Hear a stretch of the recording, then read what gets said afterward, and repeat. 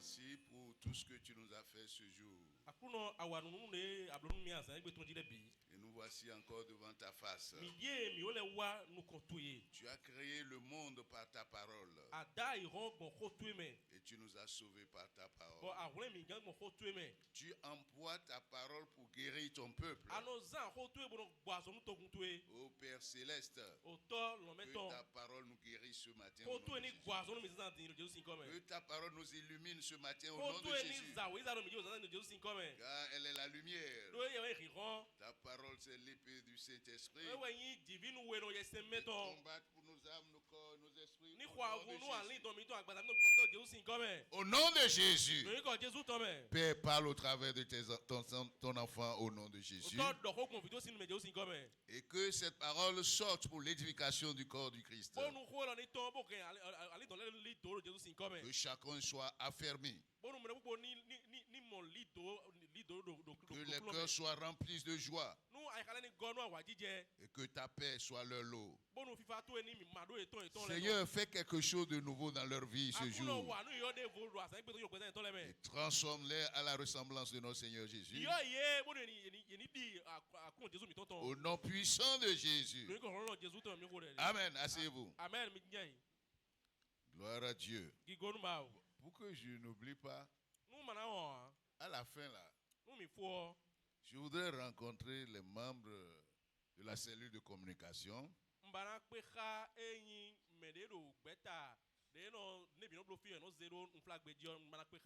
Les membres de l'école, les responsables de l'école de dimanche. Je veux rencontrer aussi les responsables du groupe d'évangélisation.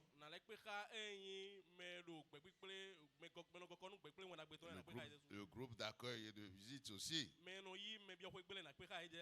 les affaires sociales aussi. Ça ne va pas durer. J'ai oublié un groupe. La jeunesse, les responsables de la jeunesse. Gloire à Dieu. Sinon, l'interprétation, ça va couper maintenant. Oh, gloire à Dieu. Bon, donc comme vous savez, nous sommes ici pour crier. Hein? Jésus-Christ de Nazareth. Que les Juifs appellent Yeshua Hamashiach. Alléluia. Qui veut dire salut, salut, Dieu est sauveur. Gloire à Dieu. Et Jésus a fait une prière importante. Dans Jean 17, il dit, Père, la vie éternelle est qu'ils te connaissent toi, le seul vrai Dieu, et celui que tu as envoyé, Jésus-Christ de Nazareth. Alléluia. La vie éternelle est qu'ils te connaissent toi, le seul vrai Dieu, et celui que tu as envoyé, Jésus-Christ de Nazareth. Et le Seigneur Jésus, dans Matthieu 11, a dit ceci. Il dit, personne ne connaît le Père si ce n'est le Fils. Et personne ne connaît le Fils ni ce n'est le Père. Et à qui il veut le révéler. Jean, l'apôtre, lui va dire dans Jean 1, 18. Il dit personne n'a jamais vu Dieu à aucun moment. Personne n'a jamais vu Dieu à aucun moment. Seul Dieu le Fils unique, qui est dans le sein du Père, c'est lui qui l'a révélé. Gloire à Dieu. C'est pourquoi ce matin je vais prier. Seigneur Jésus-Christ de Nazareth, révèle-nous le Père. Révèle-nous le Père. Nous ne le connaissons pas assez, Seigneur. Nous sommes finis, lui il est infini. Fais-nous entrer dans une connaissance spéciale et élargie. Au nom de Jésus. Amen. Amen. Tu vas dire, Anado. ou bien je prie ici et tu vas dire Amen là-bas. Père, révèle-moi le Fils. Révèle-moi le Seigneur Jésus-Christ d'une façon nouvelle, à un niveau plus élevé, que je le connaisse davantage et que je puisse le contempler chaque jour, et que dans cette contemplation, je sois transformé chaque jour à son image. Au nom puissant de Jésus. Amen. Amen. Ça veut dire que Adam n'a pas vu Dieu. C'est pas ce que ça veut dire? Hein? Parce que c'est Jésus qui parle ici. Hein? C'est lui la vérité. Donc tout ce qu'il dit n'est que vrai. Personne n'a jamais vu Dieu.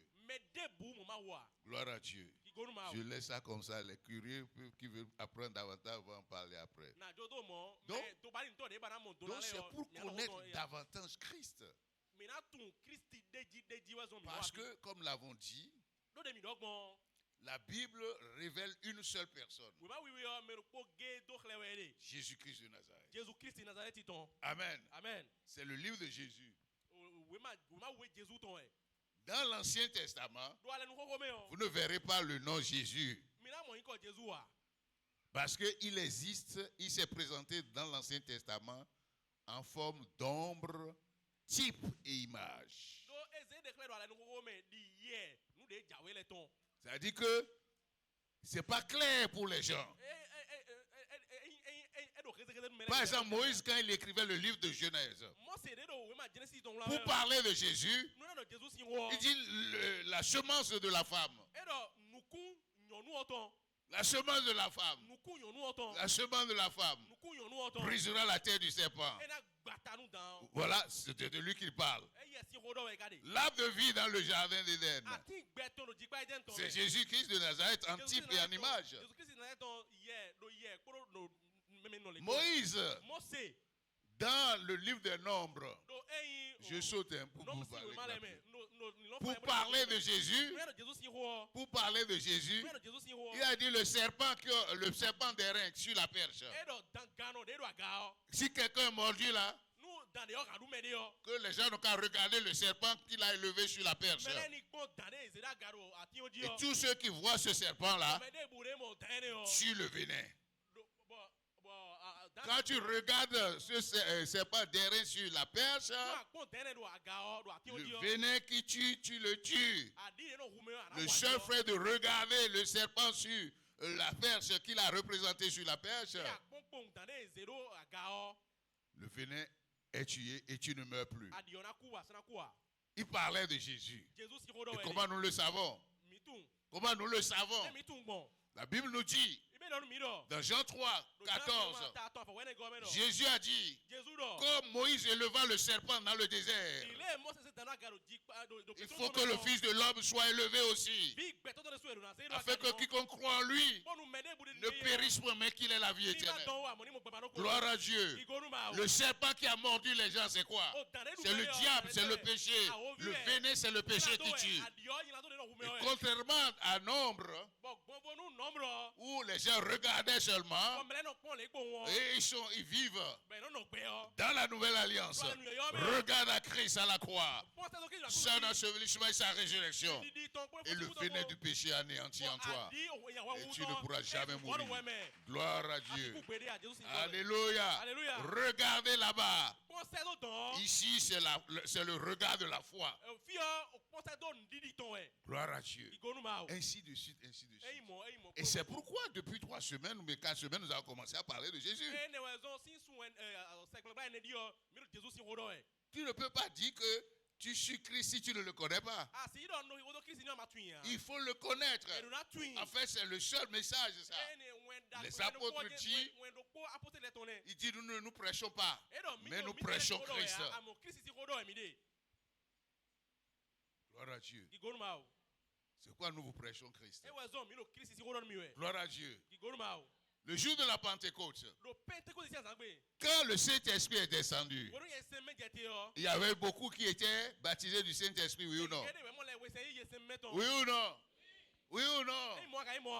On leur a déjà enseigné ce que c'est que le Saint-Esprit avant qu'ils ne viennent recevoir le Saint-Esprit. On leur a déjà enseigné ce que c'est que le parler en langue, ce que c'est que la prophétie, avant qu'ils ne reçoivent ça. Je suis en train de mettre d'attirer vos cœurs sur les choses les plus importantes. Ce dont ils avaient besoin, c'est Jésus-Christ. C'est le message de sa mort, sa résurrection. C'est le message qui a tiré l'Esprit Saint dans leur vie, qui a amené la puissance à ça. Et comme nous l'avons dit, aujourd'hui, les gens oublient ce message essentiel. C'est de lui qu'on a besoin. Si Dieu, par la puissance de l'Esprit, révèle Christ, tu as tout. Gloire à Dieu. Alléluia. Alléluia. Amen. Amen. Donc, nous avons parlé de la suprématie de notre Seigneur Jésus. C'est le thème que nous sommes en train de développer. Sur la mort. Gloire à Dieu. C'était ça, non? C'était ça, non? Et nous avons vu que dans la création, la puissance qui a été développée, que Dieu a développé, que Jésus a développé, c'est la puissance de la résurrection. Parce qu'il y avait le chaos, le désordre, l'abîme, les ténèbres. Chaos, désordre, abîme, la mort. Gloire à Dieu. Mais quand Jésus vient, la Bible dit d'abord, le Saint-Esprit s'est mis en mouvement. Quand le Saint-Esprit se met en mouvement, Jésus apparaît. Gloire à Dieu. Amen. Quand il a fait son apparition, il a transformé le chaos en vie. Le monde qui était en chaos, désordre, tout ça là. Il a amené la vie, la puissance de la vie. L'univers créé dans le chaos, dans l'abîme, le désordre. Le tohu-bohu, c'est le mot que l'original hébreu a dit ça. Gloire à Dieu. Gloire à Dieu. Tu sais ce que je suis en train de te dire? Tout ce qui te concerne dans ta vie ou ce que tu fais, où tu vois le chaos, tu vois le désordre, les choses ne vont pas. Qui tu vas évoquer là?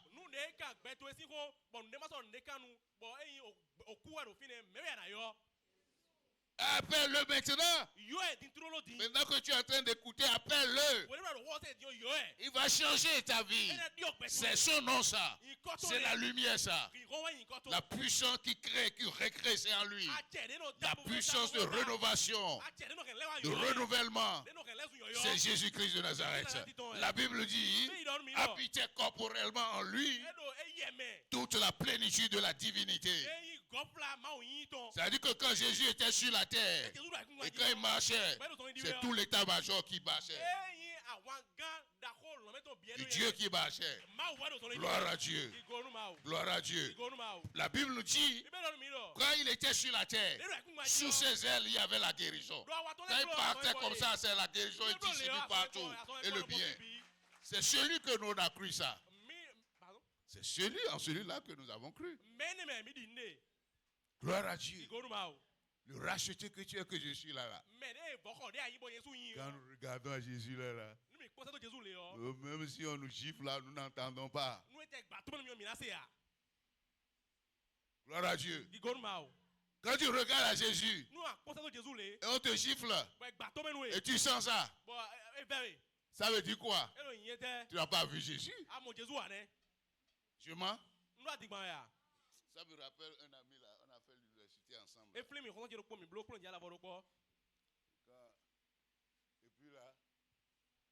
lui là, c'est plus que le chant que vous faites là. Le chant que vous entrez, que tu aimes là. Lui là, c'est pire son cas. Il nous disait, puisque nous n'étions pas mariés, lui il était déjà marié. Il dit, oh, ce week-end là, ma femme là, c'est chercheur va me faire. Chercheur. D'habitude, quand il me fait ça et ça, je suis bien là.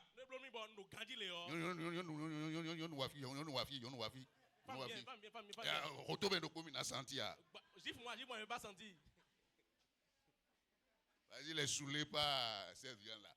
Nous, là, quand on parle de Jésus, on est saoulés. C'est pourquoi il faut être patient avec moi. C'est pourquoi il faut être patient avec moi. Quand je parle de Jésus, je ne veux pas me taire. Gloire à Dieu. Gloire à Dieu. Jésus-Christ de Nazareth. C'est le mystère de tous les temps et de tous les âges.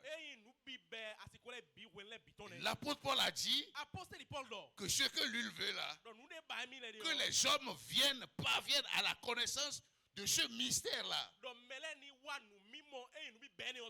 Gloire à Dieu. Un homme qui est un être complètement Dieu et qui est complètement homme. Tu n'as jamais entendu ça? Gloire à Dieu. Alléluia. Donc, on a vu ça dans la création. Et nous avons vu l'application que nous avons faite de la traversée de la mer Rouge.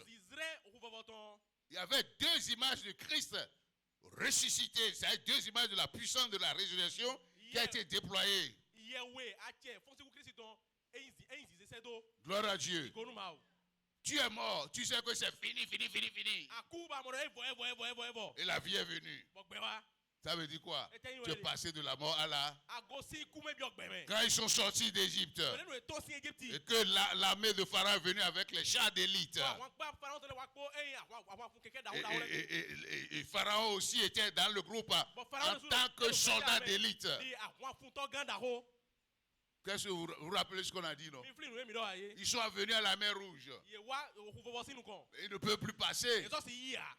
S'ils rentrent dedans, c'est quoi? C'est la mort. Derrière, c'est la mort. Gloire à Dieu. Qu'est-ce que Jésus a fait? Jésus était devant. C'était la lumière. Il est venu derrière eux. Et derrière, en face de Pharaon, c'est les ténèbres. Mais pour les enfants de Dieu, ce côté, c'est la lumière. C'est pourquoi je prie pour toi. Tout ce qui te pourchasse, tout ce qui te réduit, tout ce qui te réduit, toutes leurs âmes et qui te pourchassent, ils ne verront que ténèbres. Au nom puissant de Jésus, là où il y a ténèbres, toi tu marcheras dans la lumière. Au nom puissant de Jésus, gloire à Dieu. La Bible nous dit quoi? Quand ils ont commencé à crier, il faut aller relire ça. Un autre jour, on va encore lire ce texte-là.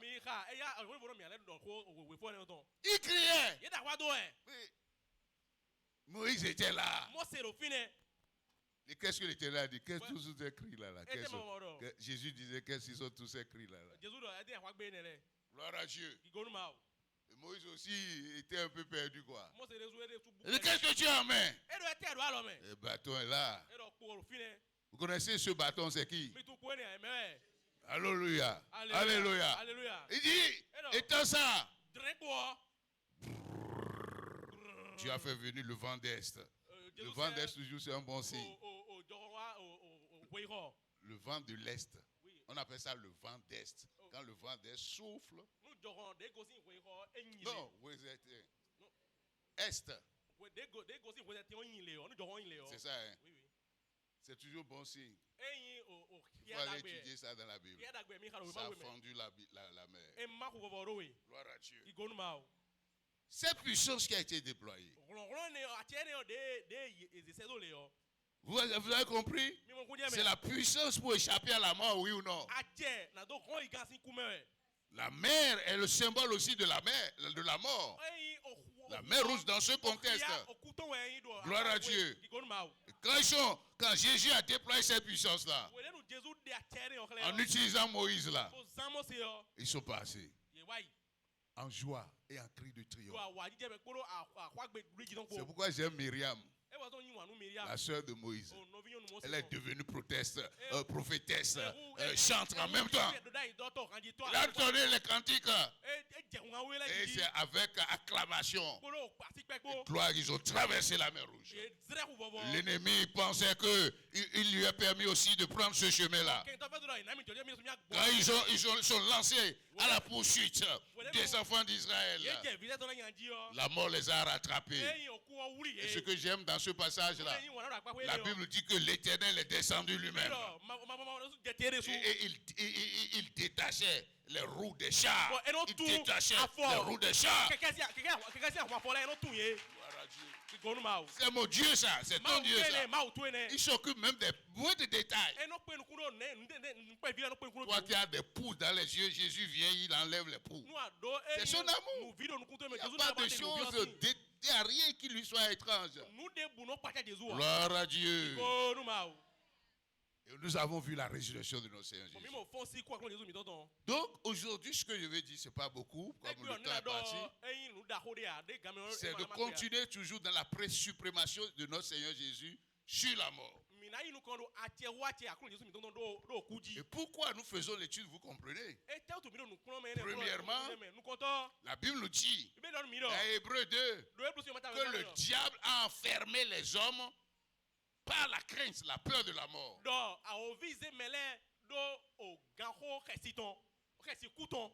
À cause de ça, quoi? C'est-à-dire que les hommes sont devenus des esclaves. Esclaves du péché, esclaves de tout de l'argent, esclaves de toutes sortes de péchés que vous connaissez, du pouvoir, tout ce que vous comprenez, à cause de la peur de la mort. Ils ne veulent pas mourir. Ils ont peur de la mort. On dit mort, personne ne veut entendre ça. Je ne sais pas si c'est la même chose pour vous, non? C'est pas parce qu'on a parlé de la mort que les gens vont mourir, non? Gloire à Dieu. Parce que ce qui ne tue ne peut plus te tuer ni me tuer. Amen. Amen. Tu dis amen pour moi. Gloire à Dieu. Tu ne mourras pas. Donc, si c'est cette peur-là qui amène les hommes en captivité pour ne pas accepter la lumière, il faut qu'on règle ce problème. Comment? En élevant Jésus, en démontrant sa suprématie. C'est ce que nous sommes en train de faire. Deuxièmement, la mort c'est la pire des ennemis, le pire des ennemis. Oui ou non? Les hommes n'ont jamais réglé le problème de la mort. Alléluia. Alléluia. Ils ont inventé la télévision, ils ont inventé les satellites, Internet, tout ce que vous voyez. La médecine a fait tellement de progrès. Mais ils n'ont jamais réglé la question de la mort.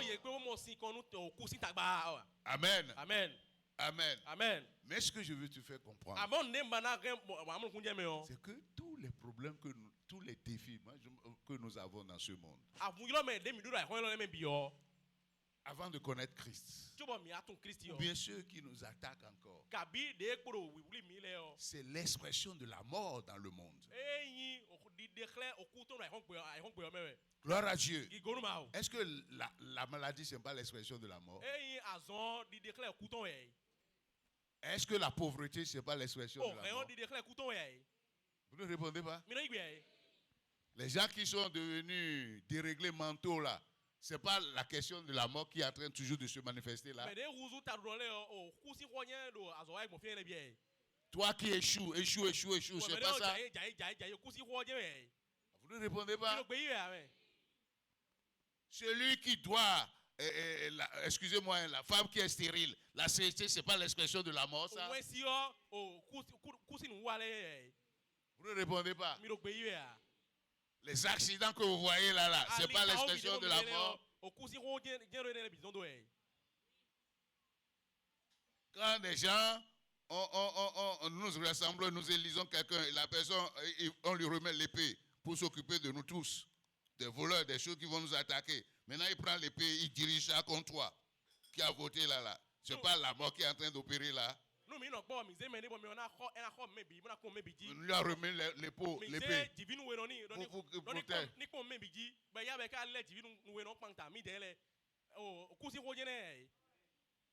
Donc c'est ça. Mais la Bible dit quoi? La solution c'est quoi? C'est Jésus. Donc, si je parle de la mort, je suis allé, comment je dis, au plafond. Donc, ça concerne tous les autres problèmes. Gloire à Dieu.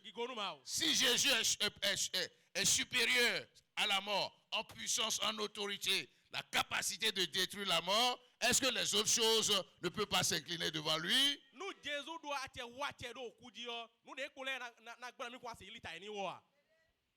Gloire à Dieu. Tout ce qui reste doit se prosterner devant. Amen. Amen. Donc, c'est là, vous comprenez maintenant mon chemin. Et si vous suivez bien, ça permet aussi de bien prier. C'est ce que je vous avais dit. C'est-à-dire la conséquence c'est quoi? Tu vas avoir une paix profonde en toi. Et tu auras la joie quand tu penses à Jésus. Troisième chose, tu marches non plus les regards inquiets dans ce monde. Tu marches parce que tu connais. Tu sais. Autre point, personne ne doit plus t'effrayer. Gloire à Dieu. Aucune situation ne doit t'effrayer. Même quand tu fais un rêve, tu te lèves, tu es troublé. Tu te lèves, tu annules le rêve. S'il y a des choses qui t'ont attaqué, tu retournes rapidement cela. Tu deviens violent spirituellement. C'est ça l'objet, ça. Le salaire du péché, c'est... Donc si on règle le problème de la mort, on a réglé tous les... C'est pourquoi nous parlons de Jésus de Nazareth. Maintenant, je vais vous dire 3 points, on ne va pas développer aujourd'hui, mais je vous dis pour que vous me suivez. Non seulement dans sa résurrection corporelle, quand il est venu, nous avons déjà vu ça. Il a démontré son autorité sur la mort. Vous vous rappelez, non? Un homme meurt. La terre ne peut pas supporter ça. Bah, les tombeaux sont éclatés. Parce que celui qui est descendu là-bas ne peut pas aller là-bas. Il ne peut pas aller là-bas. La terre ne peut pas supporter. Le séjour des morts ne peut pas supporter. La mort ne peut pas supporter. L'ange de la mort ne peut pas supporter. Celui qui a la puissance de la mort ne peut pas supporter. Alors ils ont laissé échapper tous ceux qu'ils avaient enfermés. La puissance qui irradiait de lui, la justice qui irradiait de lui, était telle que ils étaient tous éblouis. Ils ne pouvaient pas supporter les rayons qui sortaient du Christ. C'est ça Jésus de Nazareth.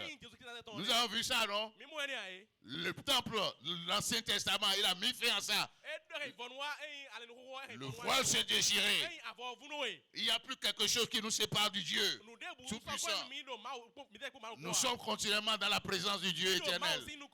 Parce qu'un homme est mort, est rentré dans la tombe.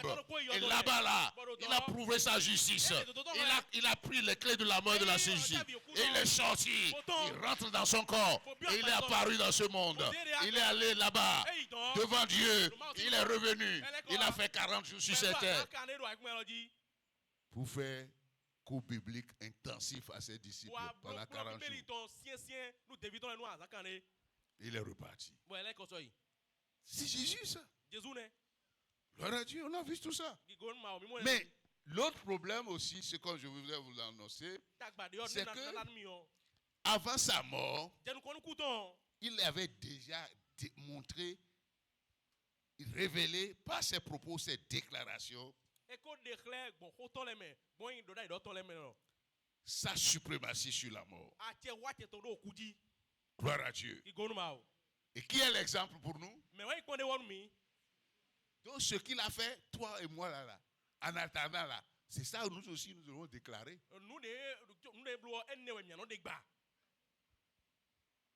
Donc ce que je dis ici c'est sérieux. Avant sa mort.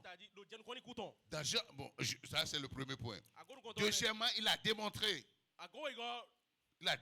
encore en ressuscitant Lazare, la veuve de Naïs et son enfant, Jairus, son fils.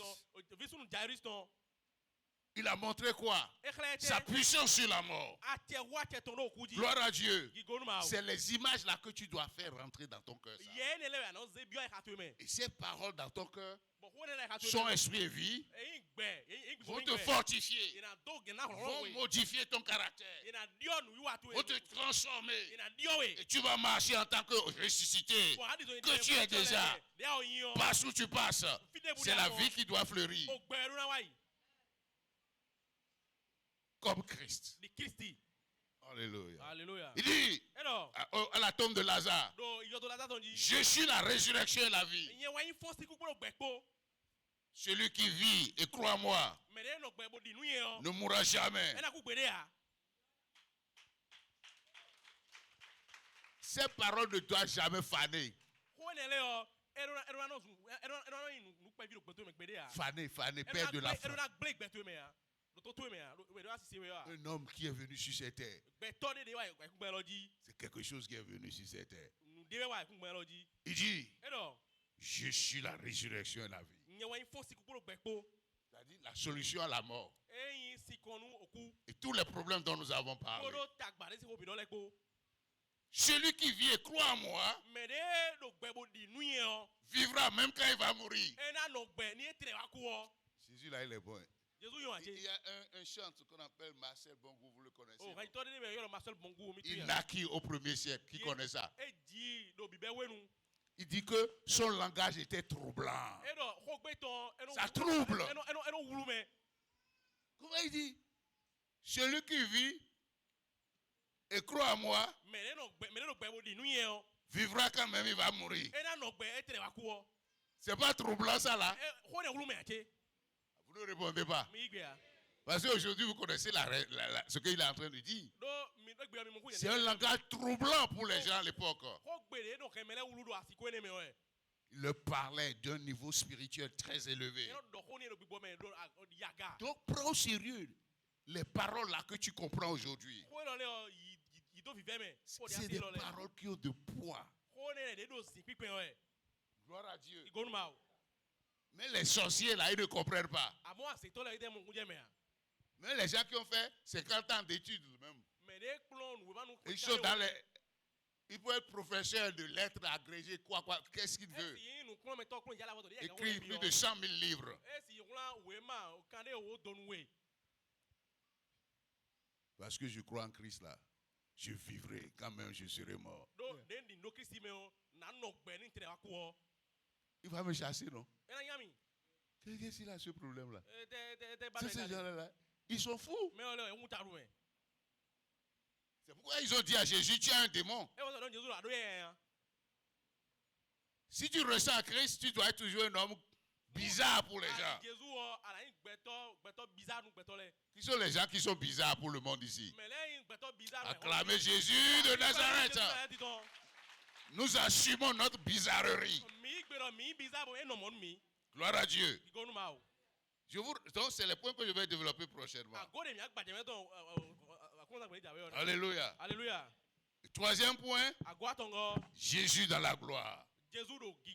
C'est important. C'est pourquoi il ne faut pas fêter Noël. Comment? Regardez, Noël, là, on se moque de Jésus même. Où est-ce que vous avez vu? Et on veut fêter l'anniversaire de quelqu'un là. On prend sa photo de bébé. Vous avez fêté l'anniversaire ici, non? Hein? Et vous voulez fêter votre anniversaire là? C'est votre photo de bébé qu'on fait.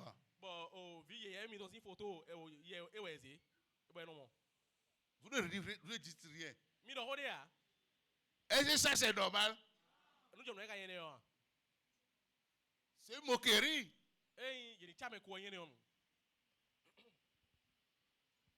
Quoi? Je ne comprends pas. Joël, lève-toi. Joël, regarde là-bas. Hein, tu as quel âge maintenant? 24 ans. Maintenant, on va fêter tes 24e année. Aujourd'hui, là. Maintenant, là. C'est la photo de ton bébé là qu'on va mettre pour montrer à tout le monde. Et Joël est né. Il est né, le divin Joël. Ça, c'est normal, ça? Et beaucoup de chrétiens sont tombés dans ces pièges. Et sur le plan historique, je vais aller un peu pour vous montrer. Beaucoup de chrétiens. Donc, il y a une partie de chrétiens qui fête ce bébé aujourd'hui, c'est ça. Ou bien, moi, ah, vous ne répondez pas. Maintenant, il y a d'autres. Eux, ils vont fêter la mort sur la croix. Jésus est mort pour nos péchés. Et ça, ceux sont là. Tu leur demandes, est-ce que tu es sauvé? Ils vont dire oui. J'ai dit, mais qu'est-ce que tu as cru pour être sauvé? Jésus est mort pour mes péchés. Oui, c'est vrai, non? Hein? Aujourd'hui, vous vous connaissez. Quand tu vas sortir, appelle les chrétiens que tu connais, tu vas leur poser. L'histoire n'est pas là. Ce que je veux montrer dans ce troisième point, c'est quoi? C'est de vous montrer que Christ n'est plus bébé. Gloire à Dieu. C'est l'incarnation était une transition. Et pour les gens de l'époque, ils n'ont pas compris. Mais toi et moi aujourd'hui, nous comprenons parce que nous avons toute la révélation. Gloire à Dieu. Parce que si, même les disciples, avant d'aller à la croix, s'ils leur disaient qu'il est le Dieu incarné qui les a créés, créé toutes choses là, qui vous a créé, qui a créé toutes choses, il n'y a rien, oui. Il ne faut pas tomber. Il ne faut pas tomber. Donc, il a voilé sa gloire. Mais aujourd'hui, nous, toi et moi là, nous sommes heureux. Nous connaissons toute la gloire. Ce bébé n'est pas bébé. Il est quoi? L'état-major de Dieu. C'est ça. Et il n'est plus dans cette dimension. Normalement, si on doit fêter l'anniversaire de quelqu'un, on doit fêter ses 24 ans, non? Et on va prendre tes photos de 24 ans, balancer tout le temps. C'est pas à tout le moment, non? Moi, on m'a dit. Maintenant, on va amener bébé à manger. Jésus a dépassé ça. Donc, ce que je veux dire, c'est quoi? Ta vie chrétienne doit s'inspirer, doit s'enraciner. Non dans Jésus bébé, non dans Jésus sur la croix, mais Jésus glorifié, ressuscité, glorifié, qui est dans la gloire, tout puissant aujourd'hui. Et on l'a vu dans l'Apocalypse. Même ceux qui mettaient la tête sur lui ne pouvaient pas supporter. C'est dans cette dimension qu'il faut l'adorer. Il y a beaucoup de chrétiens qui sont encore à la croix. Même avant la croix. Vous avez compris? C'est là qu'on va faire prochainement. Levez-vous alors et acclamez Jésus. Donnez des acclamations d'adoration. Adoration, adoration, adoration.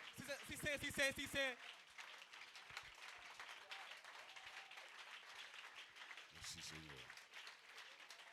Au nom puissant de Jésus. Seigneur Jésus-Christ de Nazareth, toi qui es le glorieux ressuscité, toi qui es assis dans la gloire, qui habites pleinement toute la plénitude de la divinité, et toi en qui nous avons tout pleinement, irradie sur nous maintenant, irradie en nous maintenant, que ta lumière nous envahisse d'une manière nouvelle. Seigneur grand Dieu, renouvelle-nous au nom de Jésus. Tu es le Dieu de la résurrection. Et a démontré ta puissance, ton autorité sur la mort. Tout programme de mort contre nos vies, tu les annules aujourd'hui. Ils sont annulés. Ta puissance de résurrection se déploie en nous ce jour. Et que tout ce qui est maladie, expression de la mort, tout ce qui est confusion, chaos, cède la place à la puissance de résurrection. Tout ce qui est en train de s'étioler dans nos vies reprenne vie au nom de Jésus. Nos organes reprennent vie au nom de Jésus. Nos nerfs reprennent vie au nom de Jésus. Nos entrailles reprennent vie au nom de Jésus. Nos organes reproducteurs reprennent vie au nom de Jésus. Nos muscles reprennent vie au nom de Jésus. Notre esprit soit renouvelé au nom de Jésus. Nos corps soient renforcés au nom de Jésus. Notre âme soit renforcée au nom de Jésus. Merci car tu vas le faire. Gloire, honneur soit rendu à ton Saint-Nom. Les heures qui vont suivre, Père. Les heures qui vont suivre, Père. Et toute la semaine qui vient, jusqu'à son retour, donne de marcher dans la dimension de la résurrection. Donne-nous de marcher dans la puissance de la résurrection. Étendez vos mains, que la puissance de résurrection rentre dans toutes ses mains au nom de Jésus. Que le sang de Jésus couvre tous ses mains au nom de Jésus. Que le feu du Saint-Esprit pénètre tous ses mains au nom de Jésus. Que tout ce qu'ils touchent reçoit la vie au nom de Jésus. Tout ce qu'ils entreprennent reçoit la vie au nom de Jésus.